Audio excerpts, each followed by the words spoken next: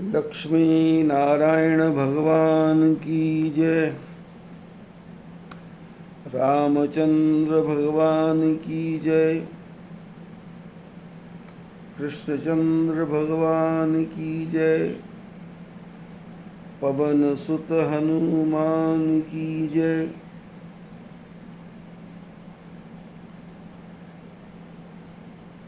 रामायण में गोस्वामी जी महाराज भगवान की वंदना करते हुए कहते हैं कि वर्णनाम अर्थ संघानाम रसानाम छंदसामपि मंगलानाम च कर्तारो वंदे वाणी विनायको। कल के प्रसंग में भी चर्चा हुई थी कि एक स्वर है, एक वर्ण है।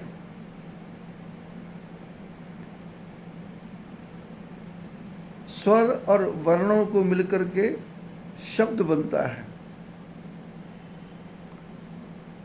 और शब्द से वस्तु की पहचान होती है। शब्द सब्जी हो सकता है। अब सब्जी कौन सी? लौकी, चटिंडा, तुरई, तोरी शब्द हैं।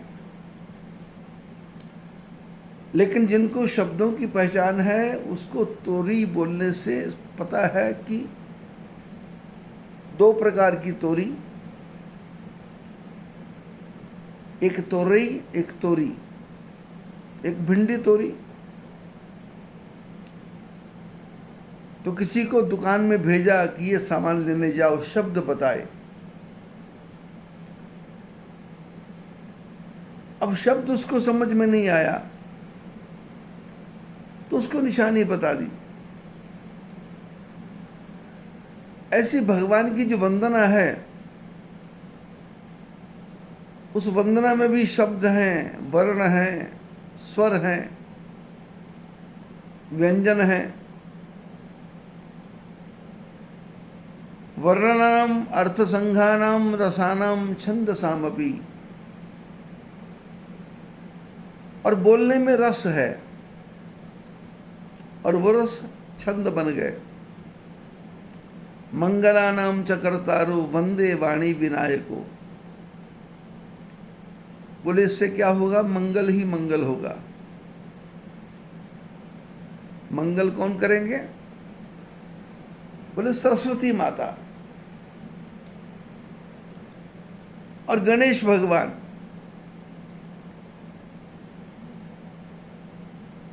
रामचरितमानस के प्रारंभ में ही तुलसीदास जी ने दो शब्द कहे कि मैं सरस्वती जी की वंदना करता हूं और गणपति जी की वंदना करता हूं।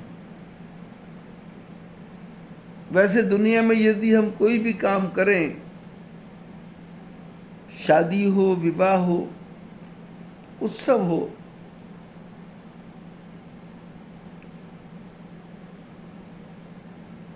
घर को बनाना हो, गृह का प्रवेश करना हो, कोई पूजा पाठ करवाना हो, तो सबसे पहले गाइए गणपति जगवंदन, शंकर सुमन भवानी के नंदन, मोदक प्रिय मुद मंगल दाता, विद्या वारिधि बुद्धि विधाता, सिद्धि सदन गज बदन विनायक, कृपा सिंधु सुंदर सब लायक, मांगत तुलसीदास कर जोरे, बसहु राम सिय मानस मोरे।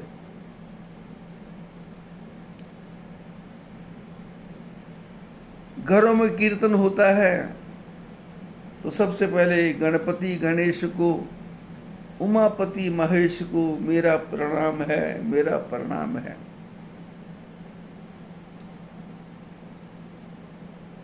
कोई पूजा प्रारंभ होती है तो ब्राह्मण लोग गणानाम त्वा गणपति गुंगवामहे, निधि नाम त्वा निधिपति गुंगवामहे, गणपति की वंदना करते हैं। कि लेकिन गोस्वामी तुलसीदास जी ने रामायण लिखते समय क्रम पलट दिया, गणपति की वंदना पहले नहीं की। उन्होंने कहा मैं सरस्वती माता जी के चरणों में प्रणाम करता हूं। तो कथा सुनने वालों ने पूछा कि आज तक हमने जो भी कर्म देखा था, जो भी पूजा पाठ देखी थी, जो भी संसार के कर्म देखे थे, उनमें गणेश जी की वंदना होती थी, और आप गणेश जी की वंदना नहीं करके सरस्वती माता की वंदना क्यों करते हैं? तो तुलसीदास जी ने कहा कि मैं सरस्वती माता की वंदना इसलिए करता हूं कि सरस्वती माता मेरी बुद्धि में आए, मेरी वाणी में आए, मेरे मन में आए, और वो सरस्वती माता आकर के मेरे मन को शुद्ध करे, मेरी बुद्धि को पवित्र करे, मेरी वाणी को पवित्र करे, क्योंकि मैं गणपति की वंदना करना चाहता हूं। शब्द शुद्ध नहीं होंगे तो गणपति की वंदना अशुद्ध हो जाएगी, बुद्धि पवित्र नहीं होगी तो गणपति की वंदना अपवित्र हो जाएगी, मन ठीक से नहीं लगेगा तो गणपति की वंदना भी ठीक से नहीं होगी। इसलिए इस मन को ठीक करने वाली सरस्वती हैं, बुद्धि को ठीक करने वाली सरस्वती हैं, और वाणी को ठीक करने वाली भी सरस्वती हैं। इसलिए गोस्वामी जी ने कहा वंदे वाणी विनायको, मैं प्रणाम करता हूं पहले सरस्वती को और फिर गणपति को। गणपति कौन है? बोले गणपति गाइए गणपति जगवंदन, शंकर सुवन, शंकर जी के पुत्र हैं, और भवानी नंदन, पार्वती के सुपुत्र हैं। और खाते क्या है? मोदक प्रिय मुद मंगल दाता, भोजन करते हैं लड्डुओं का। जय गणेश जय गणेश जय गणेश देवा, माता जाकी पार्वती पिता महादेवा। पान चढ़े, फूल चढ़े और चढ़े मेवा, लड्डुओं का भोग लगे संत करे सेवा। उन्हीं शब्दों में गोस्वामी जी को थोड़ा सा पलट दिया।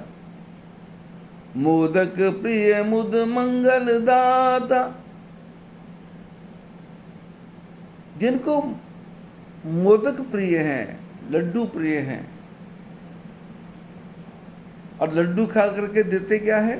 खाते हैं तो कुछ देते भी होंगे। बोले मंगल दाता, मंगल देते हैं, अच्छा कर्म हो, अच्छे काम हो, बुरे विचार ना आए। मोदक प्रिय मुद मंगल दाता। और विद्या वारिधि, विद्या के समुद्र हैं।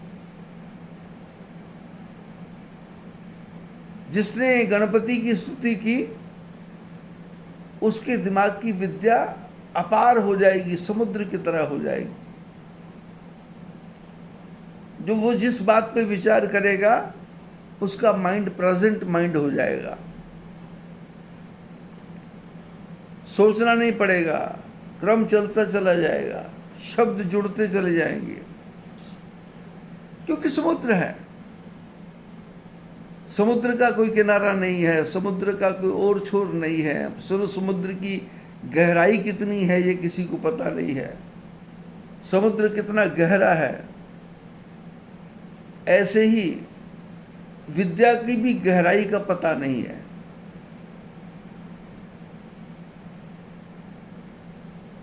गोस्वामी जी वंदना करते हैं गणेश जी की।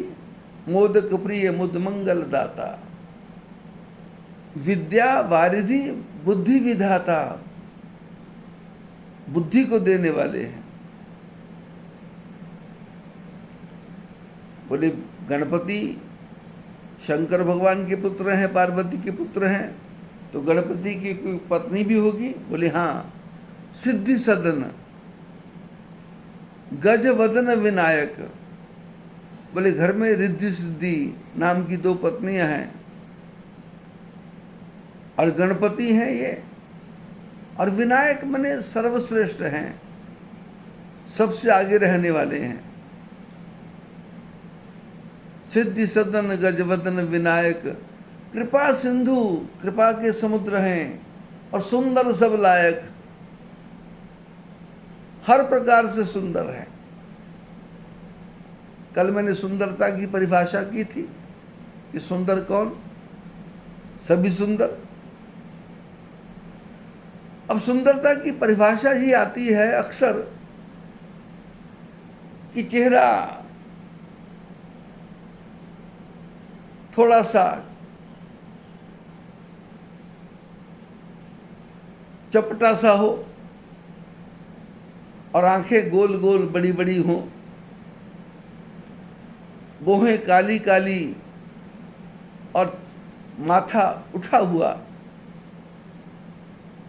केश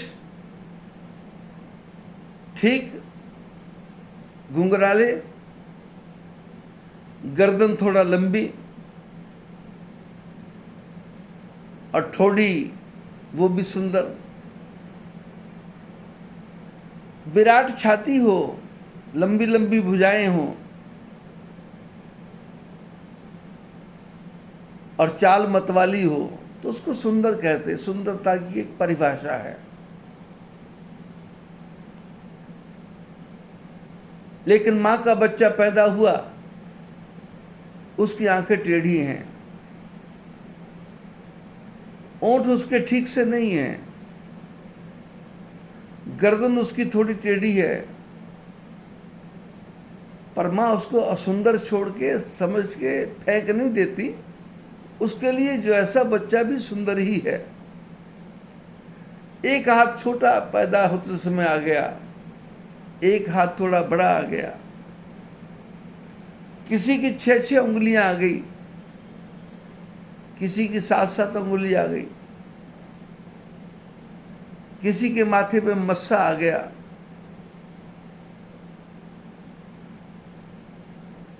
किसी का हृदय कमजोर हो गया, लेकिन माँ बाप उसको फेंकते नहीं, उसके लिए सुंदर है।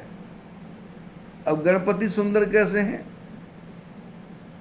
हाथी का तो चेहरा है, और हाथी के 2 दांत होते, गणपति का एक ही दांत है, एक टूटा हुआ है। छाती चौड़ी होनी चाहिए तो छाती का पता ही नहीं है, और पेट अंदर को पिचका हुआ होना चाहिए तो ये पेट विराट है। शरीर का वजन बहुत ज्यादा है, लेकिन सवारी चूहे की है। मूसक वदन, मूसक चूहा सवारी, उसी में विराजमान रहते हैं। बोले कृपा सिंधु कृपा के समुद्र हैं, सुंदर सब लायक। बोले सब प्रकार से सुंदर है। कथा आती है ये शंकर भगवान के कोई पुत्र नहीं था, माता पार्वती स्नान करना चाहती थी, गुफा के अंदर तालाब था, शंकर भगवान बाहर गए हुए थे, घर में कोई दरवाजा नहीं था, कोई द्वार नहीं था। अब माता स्नान कर रही है, पार्वती स्नान कर रही है, कोई बाहर से आएगा तो उसको कोई रोकने के लिए चाहिए। तो माता पार्वती ने अपने शरीर पे उबटन लगाया,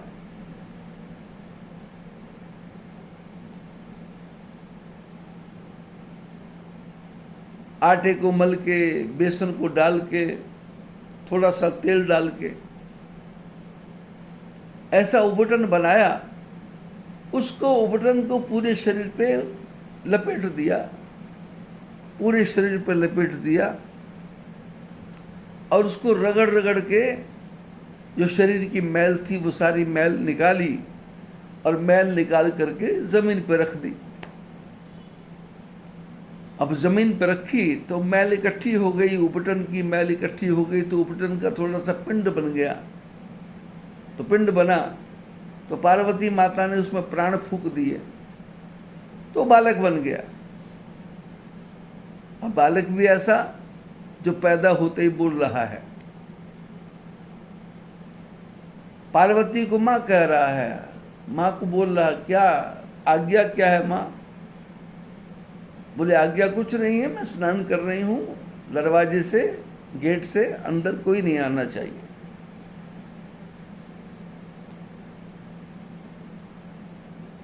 गणेश जी मनुष्य जैसे थे, जैसे आदमी होता है। आदमी का चेहरा, आदमी के अंग सब।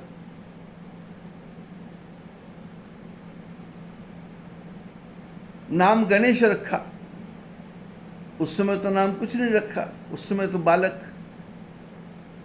को कहा दरवाजे पे खड़े हो जाओ। बालक दरवाजे पे खड़ा हो गया। इतने में शंकर भगवान आए और दरवाजे में से अंदर जाने लगे तो बालक ने शंकर जी को कहा कि आप अंदर नहीं जा सकते। क्यों? बोले मेरी मां पार्वती स्नान कर रही है। शंकर भगवान ने कहा तुम्हारी मां पार्वती? तुम पार्वती के पुत्र कब से? अरे मैं पार्वती का पति, और तुम पुत्र कब से? अभी तो मैं बाहर गया था और अभी अंदर आ रहा हूं, और तुम पुत्र कब से? और तुम पुत्र कैसे? बोले कैसे वैसे कुछ नहीं, मां की महिमा अपरंपार है। मां ने मेरे को पैदा किया है, चाहे गर्भ से पैदा किया है, चाहे मैल से पैदा किया है। पेट में भी पैदा हुआ तो मां की मैल ही है, मां की गंदगी ही है, और पेट से बाहर पैदा हुआ तो भी मां की गंदगी ही है। उबटन से पैदा किया, उबटन मैंने जो उबट दे, उभाड़ दे, जो निकाल दे, जो प्रकट कर दे। शरीर में लगाया था उबटन, पर उसने शरीर में से मैल को भी निकाल दिया। अब मैल को निकाला तो मैल से मनुष्य का शरीर मैला ही है, गंदा ही है। नाक में से कचरा निकलता है, थूक में से कचरा निकलता है, खांसी आ जाए तो कफ निकलती है, गर्मी हो तो पसीना निकलता है। मैल ही मैल है। 4 दिन स्नान न करें और हाथ से शरीर को रगड़ें तो मैल सी निकलती है। मैल ही मैल है। बालक ने शंकर भगवान को कहा मेरे को मां पार्वती ने बनाया। शंकर भगवान ने कहा मेरा कोई पुत्र नहीं है। तो बोले तुम्हारा कोई पुत्र नहीं है तो फिर मेरी तो मां है, मैं आपको अंदर नहीं जाने दूंगा। शंकर भगवान ने क्रोध में आकर के बालक का सिर काट दिया। शंकर भगवान ने 2 के सिर काटे, एक अपने बालक का और एक अपने ससुर का।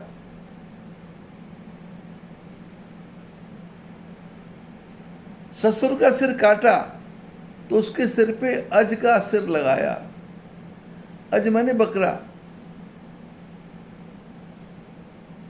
और बालक का सिर काटा तो उस पे गज का सिर लगाया। गज माने हाथी।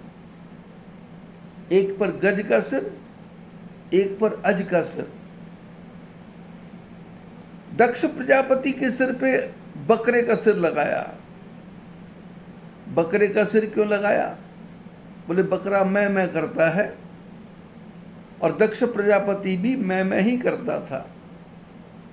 मैं बड़ा हूँ, मैं बुद्धिमान हूँ, मैं समझदार हूँ, मैं ही सब करने वाला हूँ, मेरे बिना कुछ भी नहीं हो सकता, मैं करता था। तो शंकर भगवान ने कहा तू मैं करता है तो चल बकरे का सिर लगा देते हैं। लेकिन बालक बुद्धिमान, माँ की रक्षा करने वाला, सिर काट दिया। शंकर भगवान अंदर गए, पार्वती स्नान कर रही थी। पार्वती ने कपड़े को थोड़ा पहना और शंकर भगवान से पूछा, आपको किसी ने रोका नहीं? शंकर भगवान ने कहा मेरे को कौन रोकने वाला है, तुम स्नान करती थी, मैं आता था। मैं तुमको जानता हूं, तुम मेरे को जानते हो। बोले मैंने एक बालक बाहर खड़ा किया था। बोले हमारा तो कोई बालक नहीं था। पार्वती ने कहा हमारा नहीं, मेरा। शंकर बोले पति पत्नी हो तो बालक होता है, ये तेरा कहां से आ गया?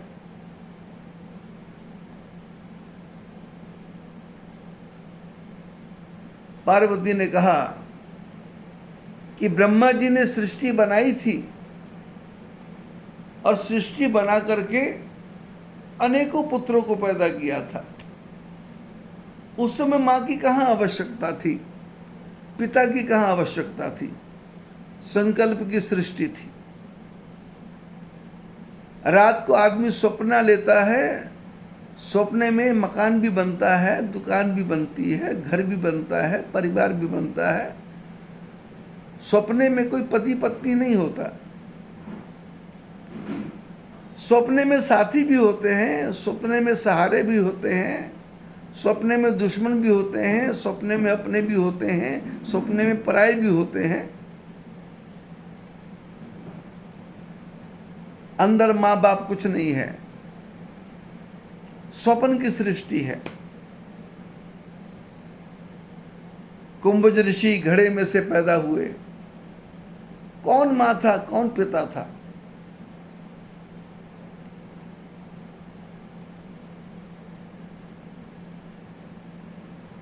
पुरु नाम का राजा हाथ के मंथन से एक लड़का एक लड़की पैदा हो गए। मां की कहां आवश्यकता थी? मेरा पुत्र कहां है? भगवान शंकर ने कहा मैंने तो उसका मस्तक काट दिया। क्यों?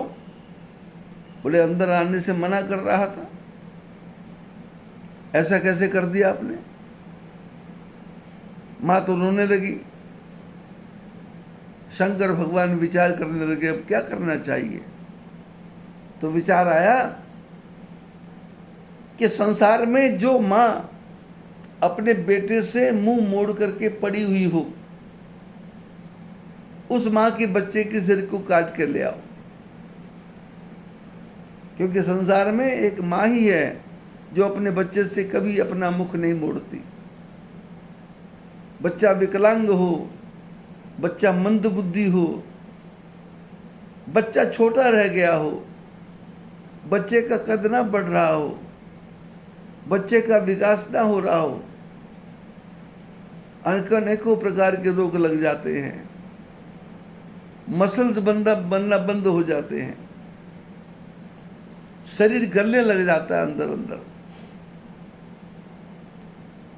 बड़े बड़े डॉक्टरों को दिखा देते हैं, भारत में विदेशों में जाके इलाज कुछ नहीं, संतों के पास लेके जाते हैं। जैसे मेरे पास कई केस आए और मैंने देखते बता दिया कि अब ये खत्म होने के रास्ते पे है। उन्होंने ब्राह्मणों को बताया, ब्राह्मणों ने कहा ये पूजा करो, ये पूजा करो, ये पूजा करो, ये पूजा करो। लेकिन जब हमारे सामने आया तो हमने कहा कोई पूजा काम नहीं आएगी। एक रोग ऐसा होता है कि खून ही नहीं बनता, खून चढ़ाना पड़ता है।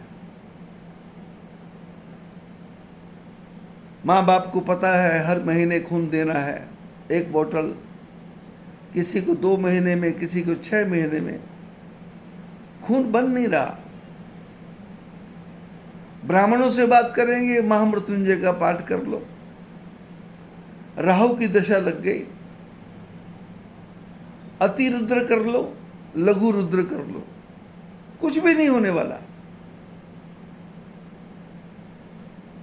शास्त्र कहते हैं पुण्य करने से पाप नहीं कटेंगे। पुण्य का फल पुण्य है, पाप का फल पाप है। पाप किया तो उसका फल भी भोगना पड़ेगा, पुण्य किया है तो पुण्य का फल भी भोगना पड़ेगा। यहां माइनस प्लस नहीं है, यहां जमा घटाव नहीं है कि पुण्य कर लिया तो पाप खत्म। ना ना ना, पाप का फल तो पाप भोगना पड़ेगा। और पाप का फल ऐसा, वो ताप बन के आता है। बैठे बैठे अपने आप ही मन उचाट हो जाता है, बैठे बैठे मन अपने आप ही पछताने लग जाता है, बैठे बैठे मन अपने आप ही सोचने लग जाता है और योजनाएं बनाता है। ऐसा करूंगा तो ऐसा होगा, ऐसा करूंगा तो ऐसा होगा। मेरे जीवन में घटना हुई, हरिद्वार में एक मकान था मेरा, गली के अंदर था। यात्री गाड़ी लेके आते थे तो यात्रा रास्ते में ट्रैफिक जाम हो जाता था। तो मैंने सोचा उसको बेच करके दूसरी जगह ले लेंगे। दूसरी जगह लगभग 25,000 स्क्वायर फीट जगह मिल रही थी। सौदा कर दिया, एडवांस पैसा दे दिया और जरूरत से ज्यादा दे दिया।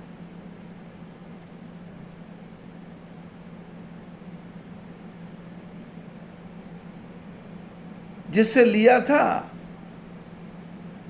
उसने भी प्रेम से दे दिया और मेरे पास भी जितना पैसा था मैंने उसको दे दिया। एक टाइम लिमिट रखी, 6 महीने में पैसा जो है दे देंगे और मकान खरीद लेंगे, जमीन खरीद लेंगे। लेकिन हालत ये हो गई कि पैसे की व्यवस्था ही नहीं है। मकान बना बनाया था, बेचने की आवश्यकता नहीं थी, लेकिन बुद्धि घूम गई। मुसीबतों का पहाड़ आना था। रात रात भर जागता, जमीन के टुकड़े बनाता, कागज पे रेखाएं बनाता। इधर से काट के बेचूंगा तो ये फायदा होगा, इधर से काट के बेचूंगा तो ये फायदा होगा, उधर से काट के बेचूंगा तो ये फायदा होगा। इधर का हिस्सा निकाल देंगे तो ये हो जाएगा, इधर का हिस्सा निकाल देंगे तो ये हो जाएगा। बीच में से गली दे देंगे और बैक साइड से गली दे देंगे तो 5 टुकड़े हो जाएंगे, और सीधा सीधा कर देंगे तो 6 टुकड़े हो जाएंगे। लेने वाला आएगा तो ऐसा आएगा, देने वाला आएगा तो ऐसा आएगा। यदि सामने वाले बोलेगा तो मैं बोलूँगा, और मैं बोलूँगा तो ये बोलेगा।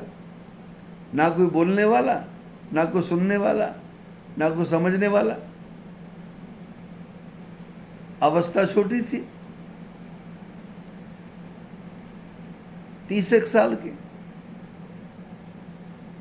अब जानने वाला संसार में कौन? परिवार से तो कोई मित्रता नहीं। अब शिष्यों से कहां तक मांगा जा सकता है? क्योंकि जो शिष्य बना है वो तो पहले दुखी है। वो दुखी होकर के तो आपकी शरण में आया। अब दुखी से क्या अपना दुख रोना, क्या करना?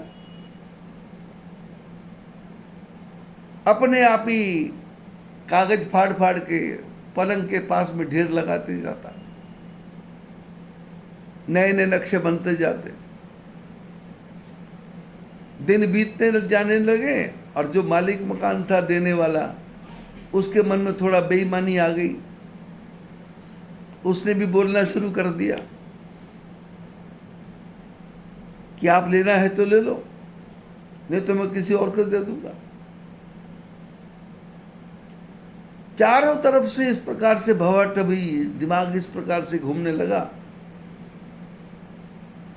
कि भोजन खाएं तो मन नहीं लगता है, चाय पीने की इच्छा नहीं होती है, रात भर जाग जाग के गुजारना पड़ता है। साइकिल अपने पास में था। एक दिन साइकिल चला करके निकला तो साइकिल का पैडल टूट गया, गली में साइकिल रख दिया। किसी के पास जाना था, उससे 10,000 रुपये मिल सकता था। आगे गए तो एक रिक्शा वाला जानकर, भालू भालू उसका नाम था, उसने कहा गुरुजी बैठो गाड़ी पे, रिक्शा पे बैठो। तो मैंने कहा भाई भालू, मेरे को रिक्शा पे मत बिठाओ, कुछ ठीक नहीं लग रहा, समय ठीक नहीं है, परिस्थिति ठीक नहीं है। बोले नहीं नहीं बैठो। मैंने कहा मेरे पास पैसा भी नहीं है। बोले बिना पैसे के लेके जाऊंगा, बाद में दे देना। उसकी रिक्शा पे बैठे, 100 कदम चले होंगे तो रिक्शा के दोनों टायर पंचर हो गए। मैं रिक्शा से नीचे उतर गया। उसने कहा मैं रिक्शा बना करके लाता हूं। मैंने कहा नहीं, पैदल जाऊंगा। आगे जो मित्र महात्मा थे उनके यहाँ गया, बैठा, चाय वाय बनाई। चाय पीने के बाद में उसने पूछा क्या? मैंने कहा भाई इस प्रकार से संकट है। बोले मेरे पास तो ज़्यादा नहीं है, फिक्स डिपॉजिट में 10,000 पड़े हैं। मैंने कहा वो मेरे को पता था। बोले आज तो संडे है, आज तो मिलेंगे नहीं। मैंने कहा कल निकाल लेना। बोले चलो चलते हैं। उसने स्कूटर स्टार्ट किया, वापस आश्रम में आ गए। दिमाग की ये हालत है कि कुछ भी सुहाता नहीं। जिस मकान को लेना था उसने एक कमरा दे रखा था, वहां आकर के बैठ गए दोनों मित्र।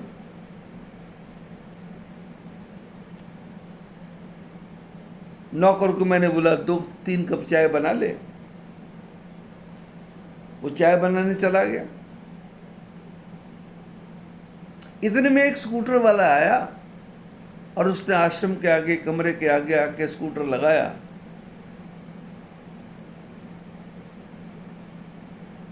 मैं उसको पहचान गया पर वो मेरे को नहीं पहचाना।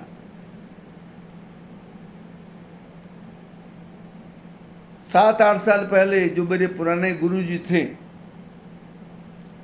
उन्होंने इस आदमी से लोन लिया था 2 लाख 3 लाख रुपए का। इसका नाम कृष्णलाल अरोड़ा था। जैसे स्कूटर रखा स्टैंड पे, मैंने कहा आओ कृष्णलाल जी। तो उसने मेरी तरफ देखा, बोले आप?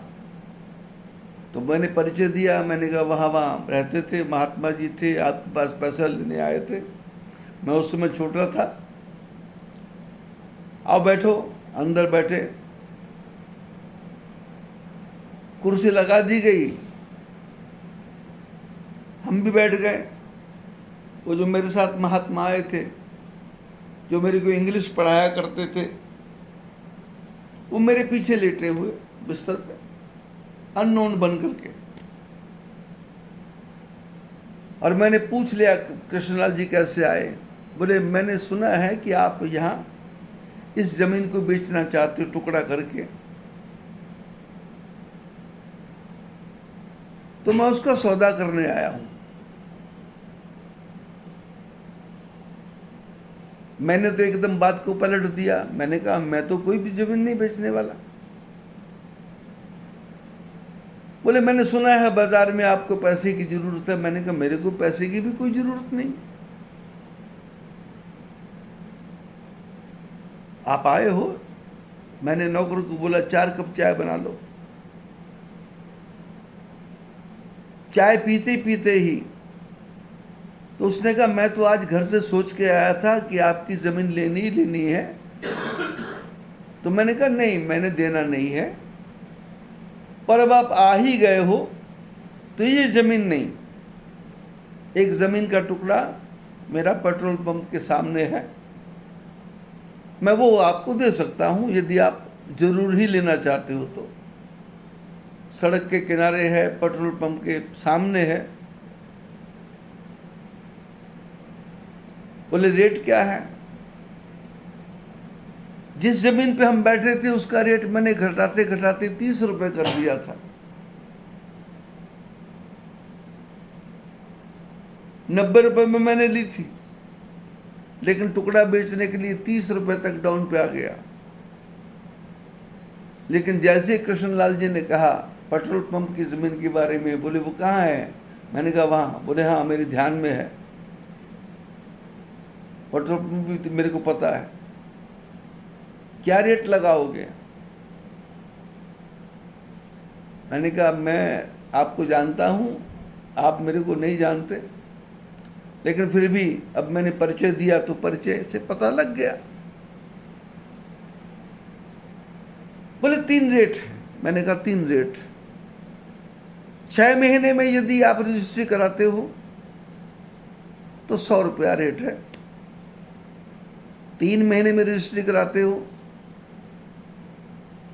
तो 90 रुपये रेट है।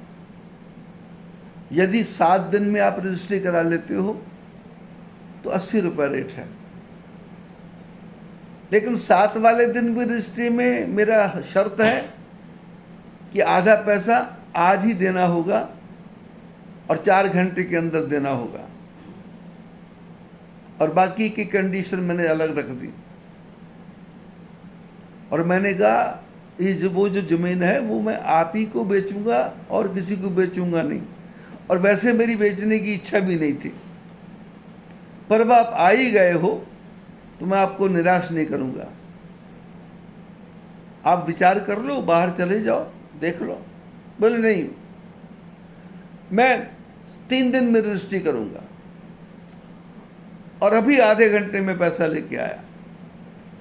मैंने कहा वैसे मेरे को आवश्यकता नहीं है, आपकी है मजबूरी या आपका मन है लेने का।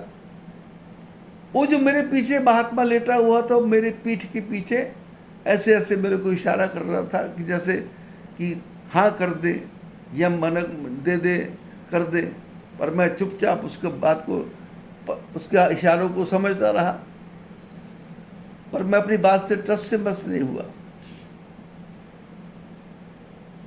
आधे घंटे क्या 45 मिनट बाद वो पैसा लेकर के, थैला लेकर के आ गया, 7 लाख रुपया, और मेरे को 8 लाख रुपए की जरूरत थी। बाकी 7 दिन में काम होने वाला था, काम हो गया। जैसे ही वो स्कूटर पे गया, वैसे ही वो पीछे वाले महात्मा ने मेरी पीठ पे हाथ मारा। बोले तुम बहुत चालाक हो। मैंने कहा किस बात की चालाकी? बोले 30 रुपए की जमीन और तुमने 70, 80 रुपए, 90 रुपए जाके लगा दिया। मैंने कहा आप देखते जाओ। मैंने कोई सुंदरकांड का पाठ नहीं किया, मैंने कोई महामृत्युंजय का जप नहीं किया, मैंने किसी प्रकार का पाठ नहीं किया, पर वो जो पाप का ताप है, पिछले जन्मों का किया हुआ ताप, वो मेरे को फूकने के लिए इस प्रकार से आया कि मेरे 2 महीने बर्बाद कर दिए। कहीं जाना बंद, कहीं 12 आना बंद, साइकिल का पैडल टूट जाना, रिक्शा का टायर पंचर हो जाना, और जब काम होना है तो 3 सेकंड में सारे के सारे काम हो जाते हैं। गोस्वामी जी कहते हैं भगवान की वंदना करना है, संसार का कोई भी काम करना है, गणपति को मनाओ, पर गणपति को मनाने से पहले अपनी वाणी को तो शुद्ध करो। सरस्वती वाणी में बैठे, सरस्वती बुद्धि में बैठे, सरस्वती मन में आए, तो सरस्वती जब मन में आएगी तो सरस्वती अच्छे अच्छे शब्द निकालेगी, अच्छी अच्छी बातें निकालेगी। तो गणेश जी की वंदना करना है, इतने बड़े देवता की वंदना करना है, तो देवता की वंदना करने के लिए शब्दों का संचार कैसा। शंकर भगवान कहते हैं गर्दन काट दी, गज का सिर लगाया, हाथी का सिर, दक्ष प्रजापति को अज का सिर, बकरे का सिर मैं करता है, लेकिन बालक के सिर पे गज का सिर, हाथी का सिर। क्योंकि हाथी एक ऐसा जानवर है, वो बात भूलता नहीं है। आंखें उसकी छोटी छोटी हैं, पर देखता बहुत दूर तक है। जीवन में कोई भी घटना घट जाए, हाथी जिंदगी भर नहीं भूलता। क्योंकि मैंने अपने जीवन में हाथी भी चलाया है, घोड़े भी चलाए हैं, बैलगाड़ी भी चलाई है, ऊंट भी चलाया है। ऊंट की भाषा भी मेरे को पता है, कैसे बिठाना है ऊंट को, हाथी को कैसे चलाना है, घोड़े को कैसे हाँकना है, सब कुछ पता है। जिस हाथी पे मैं सवारी करता था, उसके परिवार में कोई हाथी रेलगाड़ी के नीचे आके मर गया था।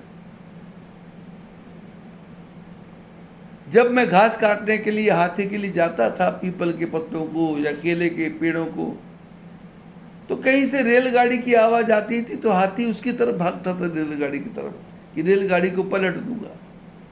तो संभल के बैठना पड़ता था, अंकुश से उसको वश में करना पड़ता था।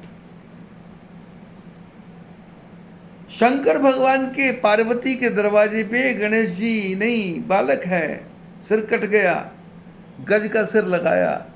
गज का सिर का अर्थ है बुद्धिमान, समझदार।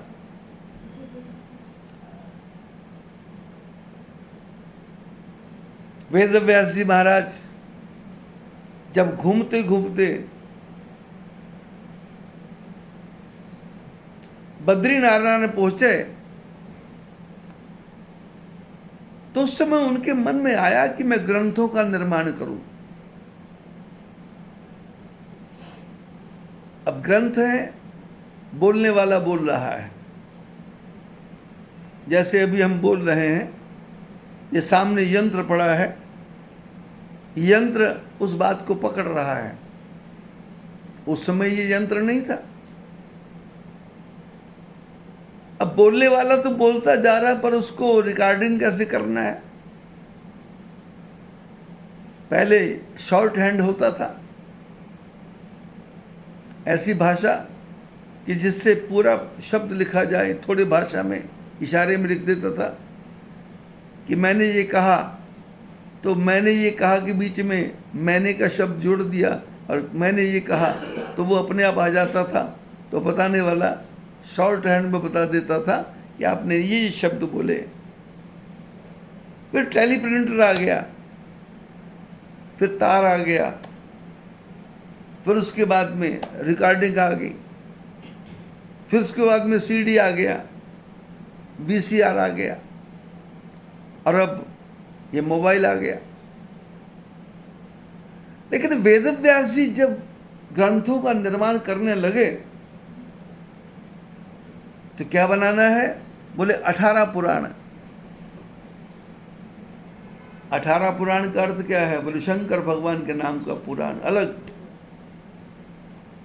कछुए के नाम का पुराण अलग, नरसिंह भगवान के नाम का पुराण अलग। 18 पुराण बनाए। पुराण दिमाग में आ रहे हैं, शब्दों के द्वारा उतर रहे हैं, लेकिन लिखे कौन? तो गणेश जी को बुलाया गया। गणेश जी ने शर्त रखी कि मैं लिखता जाऊंगा, यदि तुम बोलना बंद करोगे तो कहानी खत्म हो जाएगी। तुम बोलना बंद नहीं करोगे, तुम बोलते जाओगे, मैं लिखता जाऊंगा। लिखने वाला भी तेज। अब लिखना कहाँ है? भोजपत्र के पत्रों पे। बद्रीनारायण आप जाएंगे तो वहां पर 2 गुफाएं हैं, एक व्यास गुफा, एक गणेश गुफा। और गुफा के अंदर जब आप जाएंगे तो उसके ऊपर जो पत्थर लगे हैं वो इस प्रकार से पत्थर लगे हैं जैसे एक पत्ते पे एक पत्ता रखा हो, एक पत्रे पे एक पत्रा रखा हो, एक कागज पे एक कागज रखा हो, भोजपत्र। और उसी प्रकार से उसकी वो गुफाएं 2 बनी हुई हैं। शास्त्रों में वर्णन आता है कि 18 पुराण लिखे, देवी भागवत लिखा। देवी भागवत में देवी की महानता है। मत्स्य पुराण में मछली की महानता है। शिव पुराण में शिव की महानता है। ब्रह्म विवर्त पुराण में ब्रह्म विवर्त पुराण की महानता है। जैसे हम यहां बैठे हुए हैं, यह टेकड़ीवाल परिवार है। यदि यहां पर आएगा नाम तो नाम आएगा अशोक टेकड़ीवाल। पिताजी का नाम रमेश जी, उनके पिताजी का नाम मक्खन लाल जी, उनके मक्खन लाल जी के बेटों का नाम।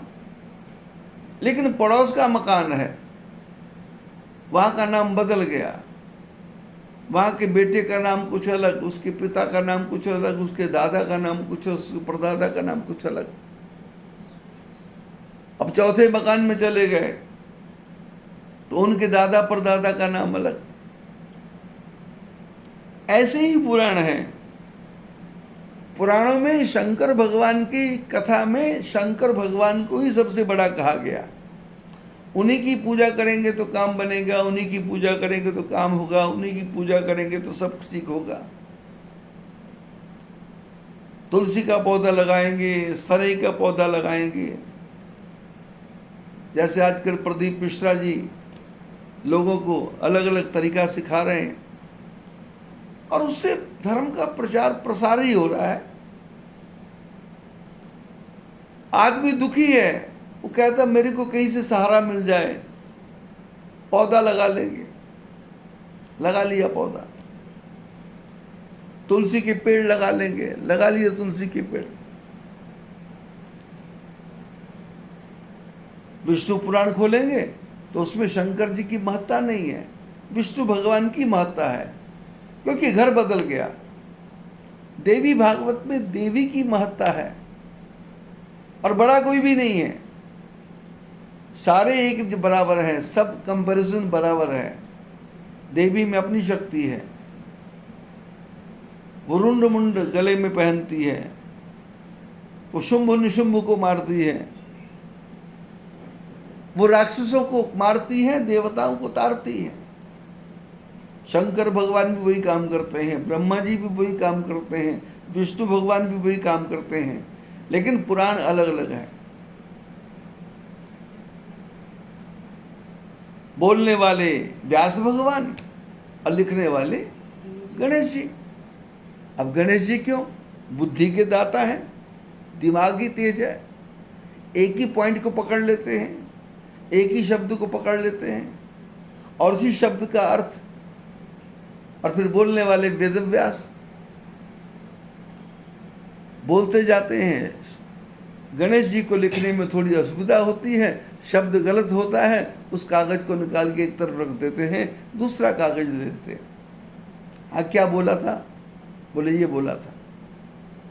सारे पुराण बना दिए, 18 पुराण बना दिए।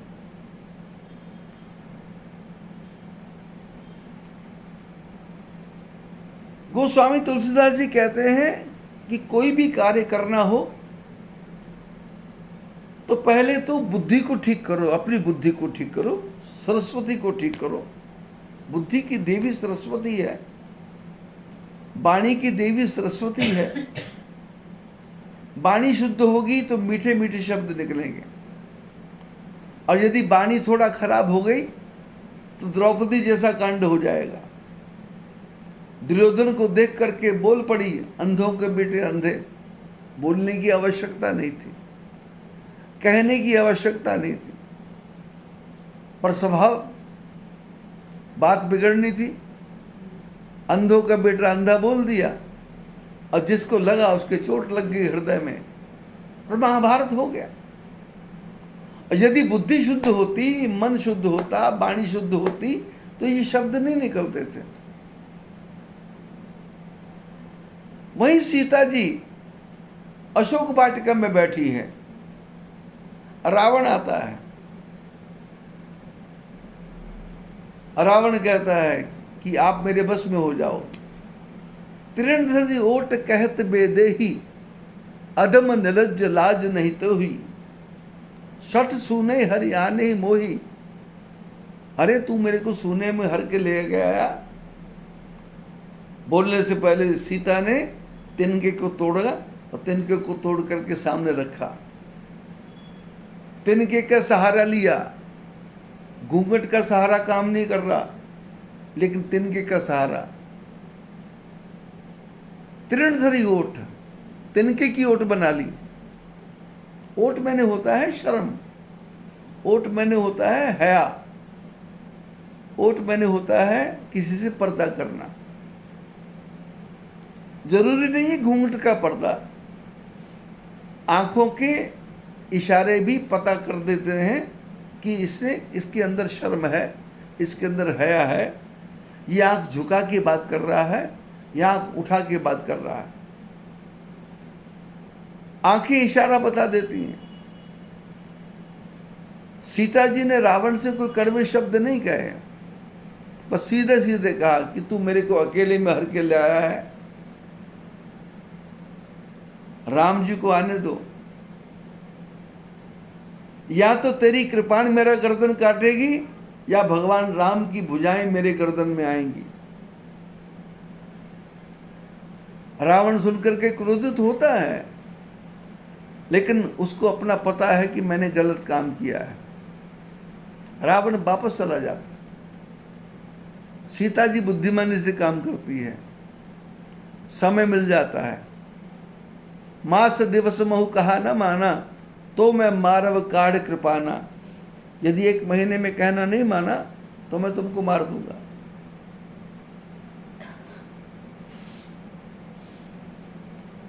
ये सारी कथा मैं इस प्रकार सुना रहा हूं आपको कि रामायण के शुरू में ही लिखा है कि भवानी शंकरो वंदे मंगलानाम च कर्तारो वंदे वाणी विनायको। मंगलों को करने वाले माता सरस्वती को प्रणाम। सरस्वती को प्रणाम क्यों? बोले मेरी बुद्धि को पवित्र करो, जिससे मैं गणपति की वंदना ठीक से करूं। और गणपति की वंदना करने के लिए क्या है? किसी के घर में जाकर के कुछ लेना हो तो उसके दादा की बड़ाई करो, उसके परदादा की बड़ाई करो, उसके परिवार की बड़ाई करो, उसके दान की महत्ता को बताओ, उसके अच्छे अच्छे शब्दों को बोलो, तो सामने वाले के मन में एक उदारता आती है, एक हृदय में देने की भावना आती है कि देना चाहिए, कुछ करना चाहिए।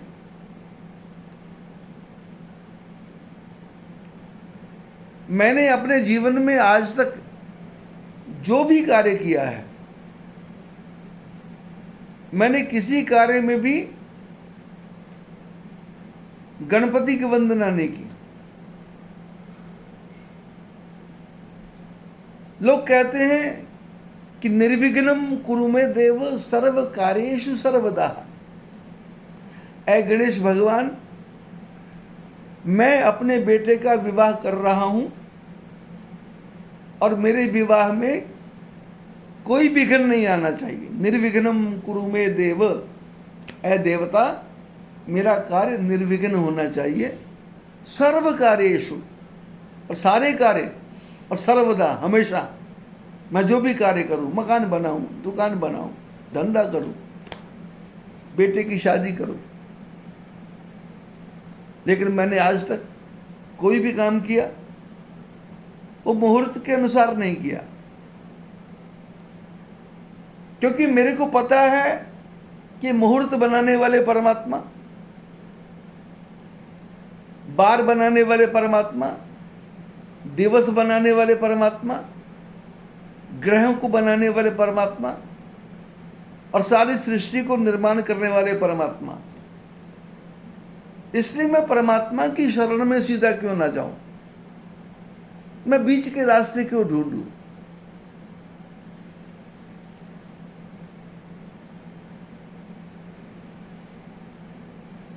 राजस्थान का जो समाज है,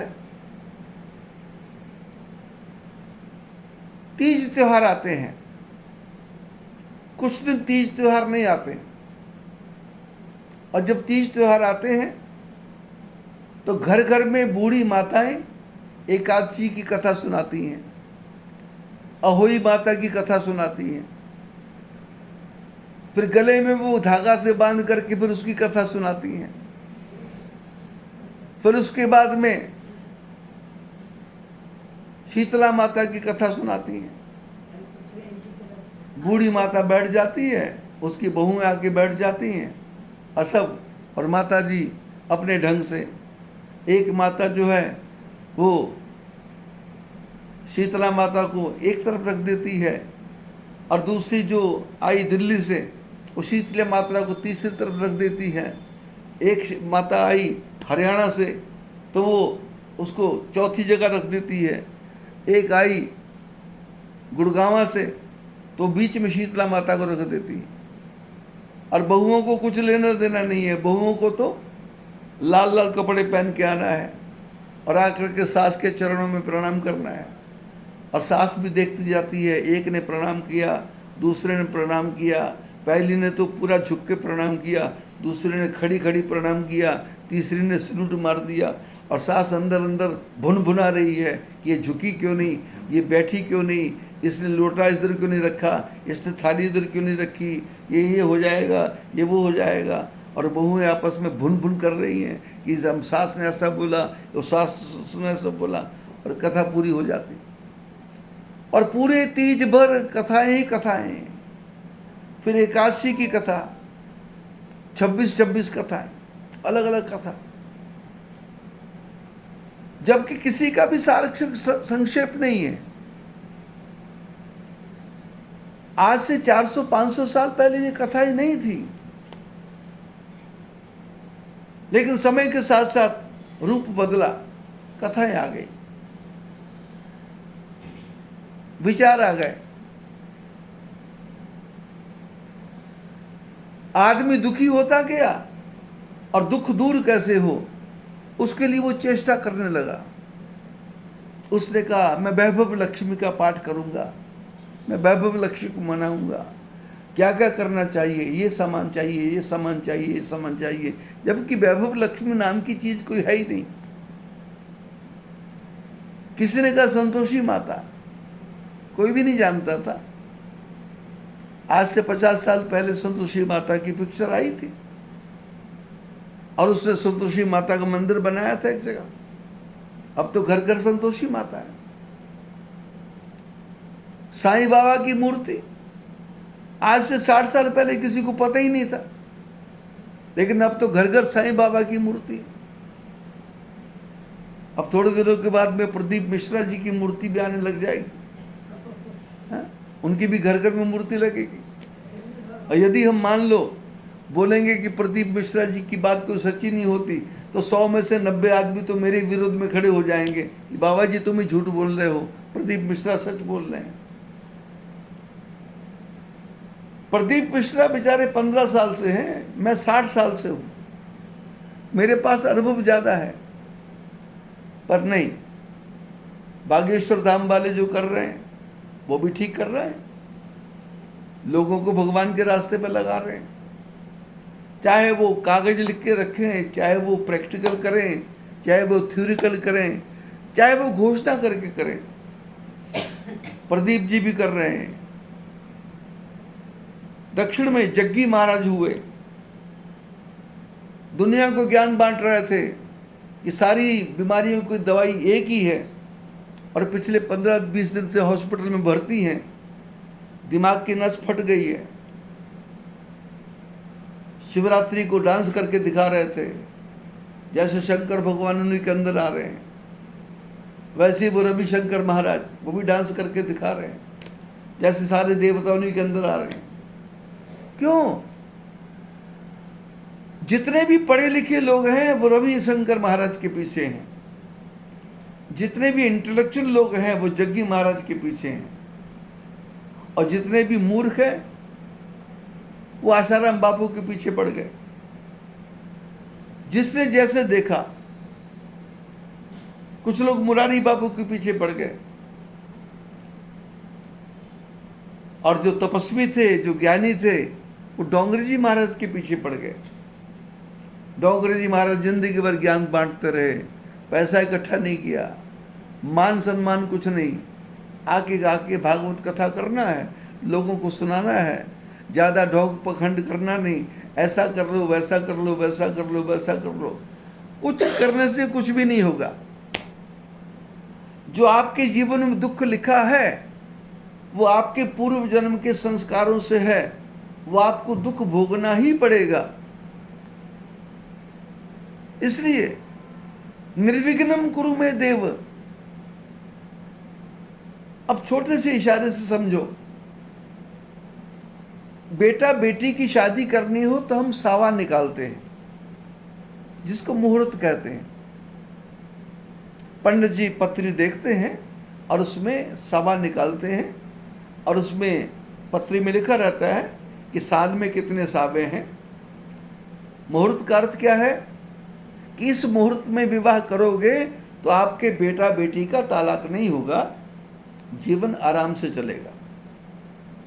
अब मुहूर्त का अर्थ क्या है कि आपके यहाँ विवाह है तो उस मुहूर्त के समय में आपके घर में शंकर भी आएंगे, ब्रह्मा भी आएंगे, गणपति भी आएंगे, हवा भी आएगी, तूफान भी आएगा, आंधी भी आएगी, बरसात भी आएगी, झंखाड़ भी आएगा, और भूत प्रेत भी आएंगे।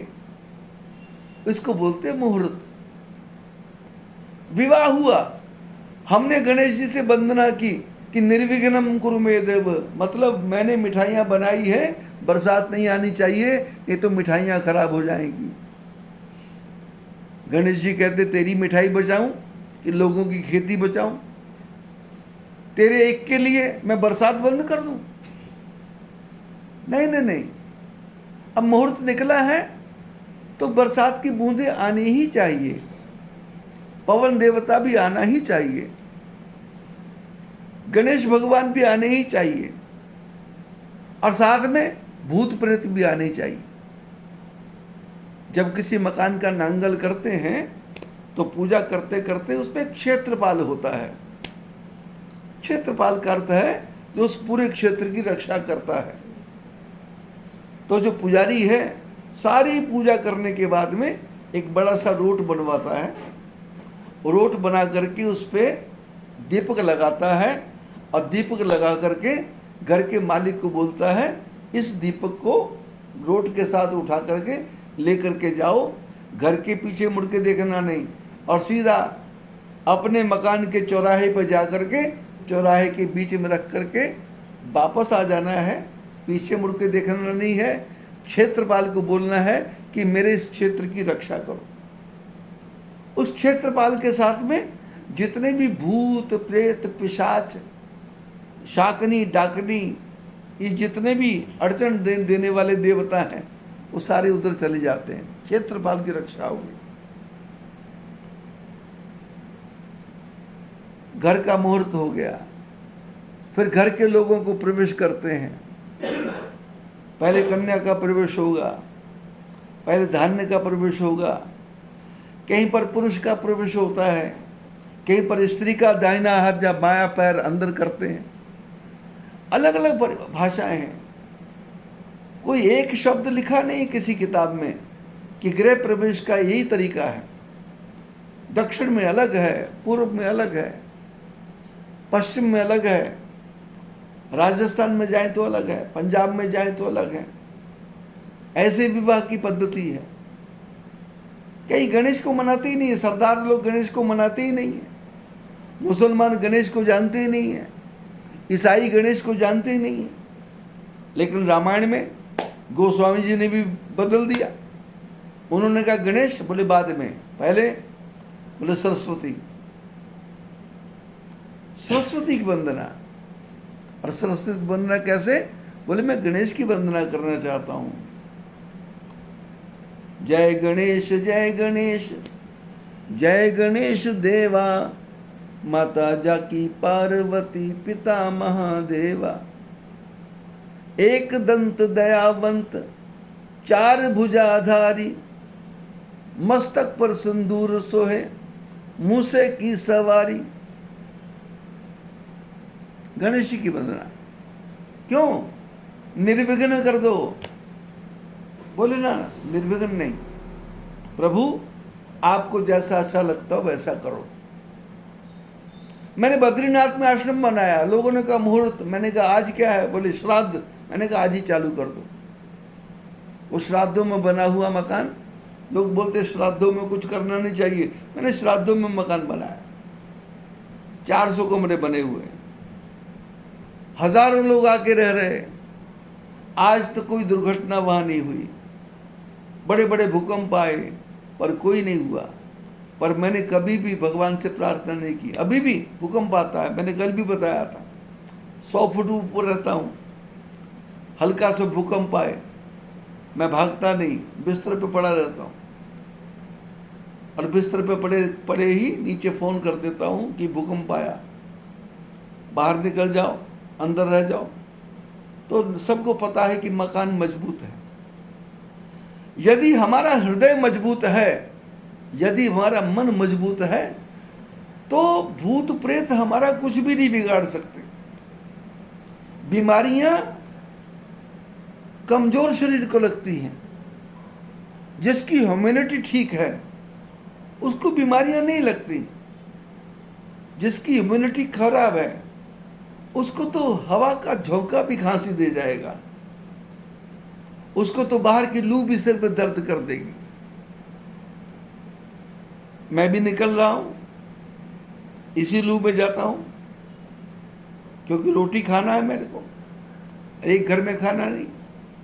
कभी आशीर्वाद वालों को यहाँ, कभी मिश्रा परिवार के यहाँ, एसी के अंदर बैठे हुए हैं, बाहर निकलते ही एकदम गर्म हवा लगती है, पर मेरा कुछ नहीं बिगड़ता।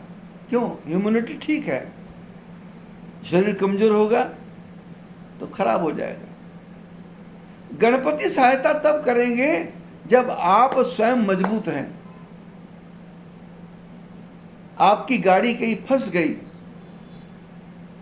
टायर कहीं फंस गया, तो वहां बैठ के हनुमान चालीसा करेंगे तो हनुमान जी रक्षा करने नहीं आएंगे। हनुमान जी कहेंगे तू ताकत लगा, और मैं बुद्धि बताऊंगा, तरीका बताऊंगा कि आगे मिट्टी डालना है, कि आगे पत्थर डालना है, कि आगे धक्का लगाना है। बुद्धि में बताऊंगा, पर प्रयत्न तेरे को करना पड़ेगा, चक्र को तेरे को आगे बढ़ाना पड़ेगा। जीवन की यात्रा में, जीवन में सुख दुख की घड़ियां आती हैं, आकर जाती हैं। ज्ञानी के मन में क्षोभ नहीं, मूर्ख को नाच नचाती है। जो ज्ञानी आदमी है वो संसार के बंधनों में नहीं फंसता कि आज शनिवार है दाढ़ी नहीं बनाना, आज मंगलवार है शेव नहीं करना, आज गुरुवार है कपड़े नहीं धोना, आज बुधवार है बर्तन नहीं साफ करना, आज सोमवार है तो घर से बाहर नहीं निकलना। ये पागलपन है। सारे दिन परमात्मा के, सारे महीने परमात्मा के, सारा संसार परमात्मा का, और मैं भी परमात्मा का। कोई बाप अपने बेटे को दुखी नहीं देखना चाहता, तो मेरा बाप तो परमपिता परमात्मा है, वो मेरे को क्यों दुखी देखना चाहेगा? वो अपने आप रास्ता निकालेगा। लेकिन कब? जब आपने अपने आप को उसके हवाले किया। काम करना है। अब जिस घर में भी जाएंगे, सनातन धर्म के घर में जाएंगे, दरवाजे पे लिखा शुभ लाभ, फिर दरवाजे पे लिखा है राम राम। क्यों? उसने राम राम लिखा था तो हमने भी स्टिकर लगा दिया राम राम। उसने राधे श्याम लिखा था तो हमने भी स्टिकर लगा दिया राधे श्याम। उसने ओम नमो भगवते वासुदेवाय लिखा था तो हमने भी लगा दिया स्टिकर ओम नमो भगवते वासुदेवाय। और उसने गायत्री मंत्र किया तो उसने गायत्री मंत्र कर दिया। अरे शास्त्रों को पढ़ो, 18 पुराणों को पढ़ो, और हर पुराण में अपने पिता को ही सर्वश्रेष्ठ कहा गया। विष्णु पुराण में विष्णु भगवान को सर्वश्रेष्ठ कहा गया, शिव पुराण में शिव पुराण को सर्वश्रेष्ठ कहा गया। और उसमें यह नहीं कहा गया कि तुम शिव को नहीं मानोगे तो तुम्हारा बेड़ा गर्क हो जाएगा, तुम गणेश जी को नहीं मानोगे तो तुम्हारा काम खराब हो जाएगा। ये कहा गया कि एक को मानो पर दूसरे का अपमान मत करो, बस इतना ही। अपने को मानो पर दूसरे को हे दृष्टि से मत देखो। जितनी बुद्धि तुम्हारे में है उतनी बुद्धि दूसरे में भी है। कीर्ति नगर में आना है तो 6 रास्ते हैं। अब 6 रास्ते में एक रास्ते में काम चल रहा है।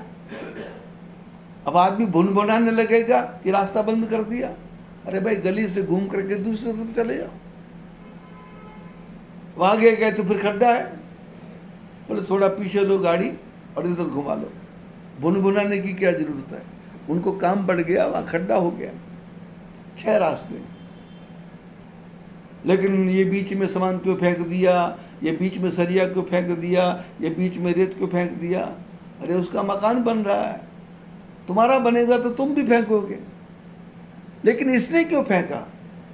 बस यही विचार बुद्धि जो है ये आदमी की बुद्धि खराब करती है।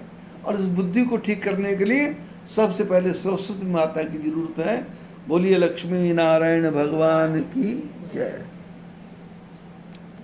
अशोक जी कहेंगे